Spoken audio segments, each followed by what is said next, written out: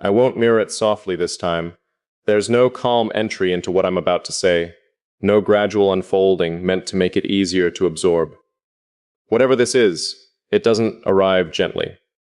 It doesn't introduce itself. It doesn't ask for permission to exist between two people who were never supposed to reach this level of clarity with each other. It just happens. And once it happens, there's no clean way to step back out of it. I've spent a long time learning how to exist in layers. Not because I enjoy distance, but because distance keeps things intact. It keeps people at a level where they can interact without disrupting anything real. Most never notice. They speak, they listen, they assume they understand, but they only ever touch the surface I allow. That's how it's always worked. Until you. You didn't approach me like the others do. You didn't try to figure me out in the way people usually attempt. Through questions, through patterns, through the need to label what they can't immediately understand. You didn't try to simplify me into something easier to hold. You just observed, quietly, consistently, like someone who wasn't searching for answers, but recognizing something that didn't need explanation. At first, I thought it was coincidence. The way you caught things I didn't say. The way you responded to thoughts I hadn't fully formed out loud. The way your silence aligned too perfectly with mine, like you understood exactly when words would only ruin the moment. But coincidence doesn't repeat like that. Bartals do, and what you and I have, whatever this is, it follows a pattern I didn't expect to encounter. Not here, not with someone I didn't build history with. That's the part that unsettles me, because this kind of recognition usually comes from time. From shared experiences, from slowly learning the edges of someone until familiarity forms naturally. But with you, there was no gradual process. No learning curve, no adjustment period. You stepped into awareness like you were already there, like I wasn't someone new to you, just someone you hadn't spoken to yet. And that realization doesn't sit easily with me, because if there's one thing I've always controlled, it's access. Who sees what? Who gets close? Who stays at a distance? But you didn't follow any of those rules. You didn't break them either. You just existed in a way that made those rules irrelevant. And that's more dangerous than someone trying to cross boundaries, because force can be resisted. But familiarity? Familiarity slips through unnoticed. There's something about the way you look at me when I stop speaking. It's not curiosity, it's not concern, it's not even patience in the way people usually display it. It's understanding. Without urgency. Like you know that whatever exists in that silence doesn't need to be rushed into words. Like you trust that meaning doesn't disappear just because it isn't spoken. Most people can't sit in that kind of quiet. They start to feel the weight of it. They try to fill it, shape it, control it so it doesn't become uncomfortable. You don't, you let it exist. And in doing that, you make it heavier, clearer, more honest than anything that could have been said out loud. That's where I started to notice the shift, not in anything obvious, not in some defining moment, but in the way my mind began to respond to you differently. I stopped filtering as much, not intentionally. It just stopped happening. The usual pause where I decide what to say and what to keep didn't feel necessary anymore, not because I trusted you, but because something in me recognized that you didn't need things to be adjusted for you to understand them. And that's a rare kind of presence, one that doesn't ask you to be easier to handle, one that doesn't require you to soften your edges, one that doesn't interpret your depth as something that needs to be fixed or managed. You never tried to manage me. You never tried to make me more comfortable, more open, more expressive. You accepted what was there exactly as it was.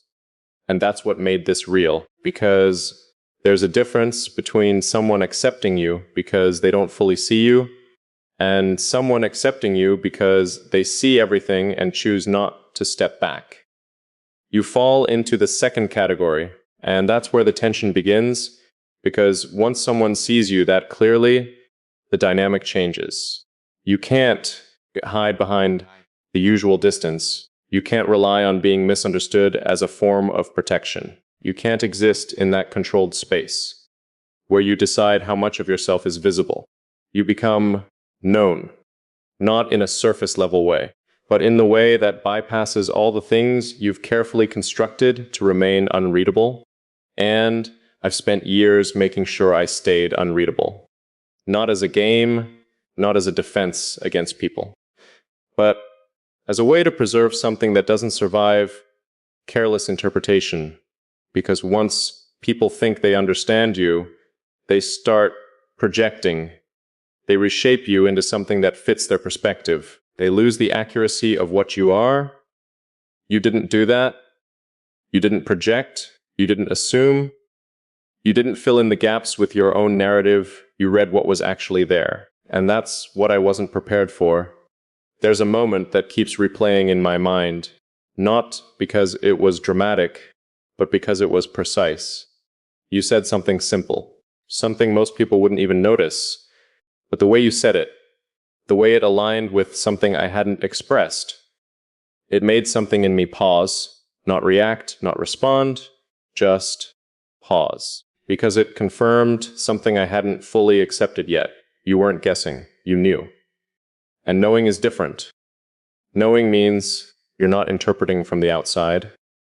It means you're seeing from somewhere closer, somewhere internal. That's when I realized this wasn't just awareness. It was alignment. And alignment doesn't happen accidentally. It happens when two people carry something similar, not in experience, not in story, but in structure, in the way they process, in the way they observe, in the way they exist beneath everything they show. That's what connects this. Not emotion, not circumstance. Structure, and structure doesn't lie. It doesn't pretend. It doesn't adjust itself to create a false sense of connection. It either matches or it doesn't, and ours does, in a way that's too exact to ignore. That's why this feels different, not intense, not overwhelming, just accurate. Like something finally making sense in a way it wasn't supposed to. And the more I notice it, the harder it becomes to maintain distance. Not because I want closeness, but because distance doesn't function the same way when someone already exists beyond it. You're not outside my awareness. You're inside it. And that changes everything, because now every silence carries meaning. Every pause holds weight. Every interaction, no matter how small, feels like it exists on a level most people never reach. And I don't know what to do with that. Not because it's confusing, but because it's clear, too clear. Clear enough that ignoring it would require more effort than acknowledging it. And I don't operate on denial. If something is real, I recognize it, even if I don't fully understand what it means yet.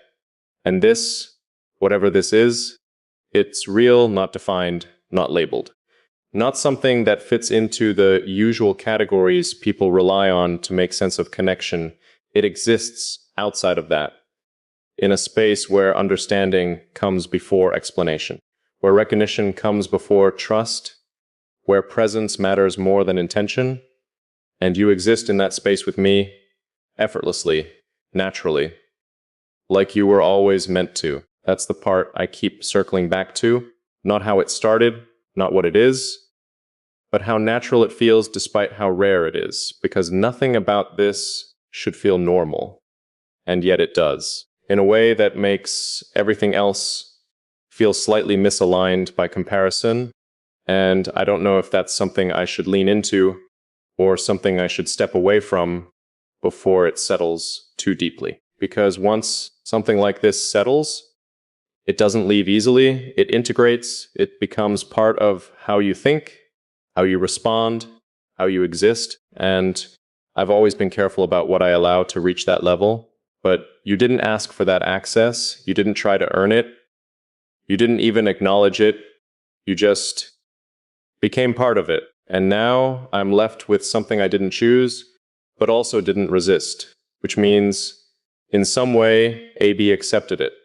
And that might be the most important part of all, because I don't accept things lightly. Especially not things that have the power to change the way I exist.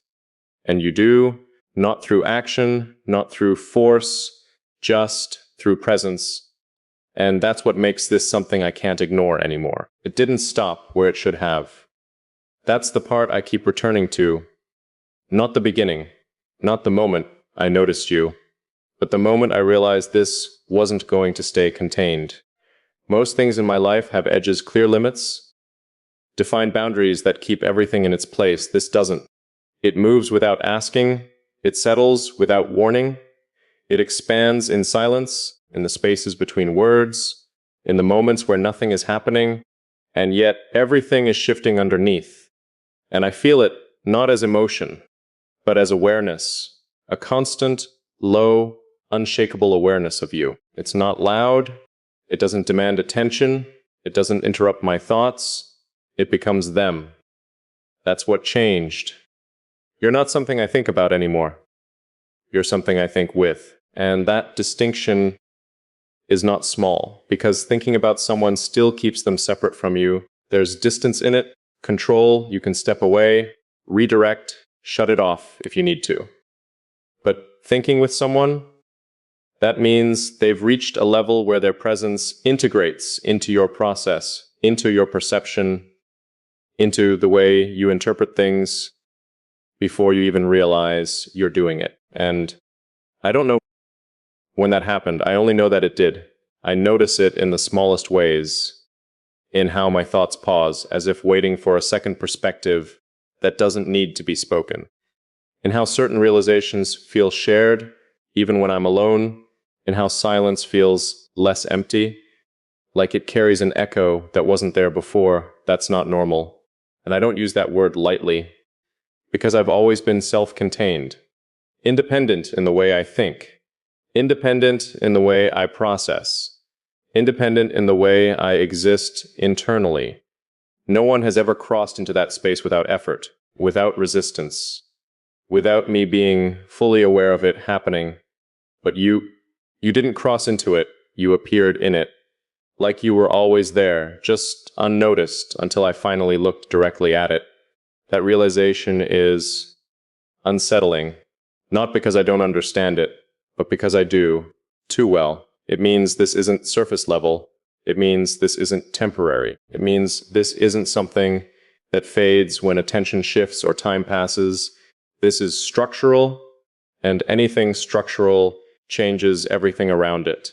I've started noticing the way I measure things differently now, not against the world, against you, not intentionally. It just happens the way people speak, the way they react, the way they interpret things. There's a quiet comparison that exists in the background, not out of judgment, but out of recognition. Because once you've experienced a certain level of clarity, everything else feels slightly off, not wrong, just incomplete. And I don't like that. I don't like that something or someone can shift my perception that much without trying. Because that means it's not influence, it's impact. And impact lingers. Impact rewrites things. Impact doesn't ask whether you're ready for it. It just integrates and leaves you to adjust around it. That's what I'm doing now, adjusting. Recalibrating something that was stable before you existed in it. And the strange part is, I don't feel resistance. I should, by every pattern I've ever followed, by every instinct I've trusted, I should be pulling back, creating distance, reestablishing control, but I'm not. And that's where the real tension begins. Because it's one thing to experience something unusual. It's another to not want to stop it. There's a quiet acceptance forming, and I don't know if I built it or if it built itself. Either way, it's there, in the way I don't interrupt this connection, in the way I don't question it as much as I should, in the way I let it exist without trying to define it. That's not like me. I define things. I analyze them. I understand them fully before I allow them to settle. But this exists without permission, and instead of rejecting it, I'm observing it, letting it unfold, That alone tells me how different this is. Because I don't observe things that threaten my structure. I dismantle them immediately without hesitation, and you haven't been dismantled, you've been accommodated, which means some part of me has already made a decision I haven't consciously acknowledged yet. That part doesn't see you as a disruption, it sees you as something that fits. And that's where everything becomes complicated, because fitting is dangerous. Fitting means there's space for you. Fitting means you belong in a place I don't open easily. Fitting means if you leave, that space doesn't just disappear. It stays empty, and I don't leave empty spaces. I close them, seal them, make sure nothing remains that can be felt later. But with you, I'm not sure I could. That's not attachment, it's not dependence, it's something more precise, more controlled, and somehow more permanent. You've altered the baseline, and once a baseline changes, everything else has to adjust around it. Even if I never say it, even if I never act on it, even if nothing external ever shifts. Internally, everything already has. That's the truth I can't ignore anymore. You're not just present. You're positioned in a way that affects how I think, how I process, how I exist in my own mind. And that level of placement isn't accidental. It doesn't happen without alignment. Without something matching at a depth most people never reach. Which brings me back to the one question I haven't answered, not because I can't, because I'm not sure I'm ready to. What happens when something like this continues, not ends, not fades, continues, because I can feel it. This isn't slowing down, it's settling deeper, becoming more defined without being named. And if it reaches its full form, if it fully integrates, then this stops being something I observe and becomes something I have to live with, and that's where the real decision waits. Not now, not yet. But soon enough that I can't ignore it forever, because the truth is, I've already let you further in than I've ever let anyone go without resistance. And I didn't even try to stop it. That means something. Something I'm still unfolding. Something I haven't fully said out loud, but it's there. Clear, precise, undeniable. You're no longer just someone I understand. You're someone who exists inside the way I understand everything. And that changes the outcome before I even decide what to do with it. There's a point where awareness stops being something you observe and becomes something you have to answer. I think I've reached that point. Because this, whatever it is between us, it's no longer just unfolding quietly in the background. It's not something I can keep analyzing from a distance, pretending it exists without consequence. It has consequence now, not in what we say, not in what we do, but in what this has already changed. And I can feel that change in ways I can't reverse. It's in the way my thoughts don't return to what they were before you, in the way silence doesn't feel neutral anymore. It feels shared, even when you're not there. In the way I measure truth now, not by how it sounds, but by whether it would still make sense to you. That's where this crossed a line, because I don't adjust my internal world for anyone. I never have. And yet, something in me has already adjusted for you, not forced, not consciously, but precisely enough that I can't pretend it hasn't happened. That's the kind of shift you don't ignore. That's the kind of shift that asks something in return. And that's where everything becomes real, because up until now, this has existed without demand, without expectation, without definition. It just was. But things like this don't stay undefined forever. At some point, they either solidify or they fracture. There's no middle ground for something built on this level of recognition. And I know that. Which means I also know something else. I can't keep standing in this space without deciding what it means, not for you. For me, because the truth is, I've already crossed a line too. Not outwardly, not in anything obvious. But internally, I've let you matter in a way I don't allow, and that's not something I can undo by stepping back. That's not something I can silence by pretending it's just perception. That's not something I can contain the way I contain everything else, because this didn't form through effort, it formed through alignment. And alignment doesn't disappear just because you choose distance. It stays quietly, persistently, like something waiting to be acknowledged fully. That's what I've been holding off, not the connection, the acknowledgement. Because once I say it, once I allow myself to define what this actually is, then it stops being something abstract. It becomes something that exists in reality.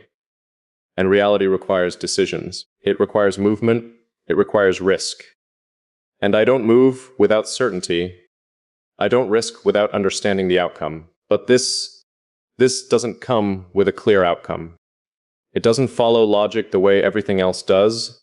It doesn't give me control in the way I'm used to having it. And yet, despite all of that, I haven't walked away.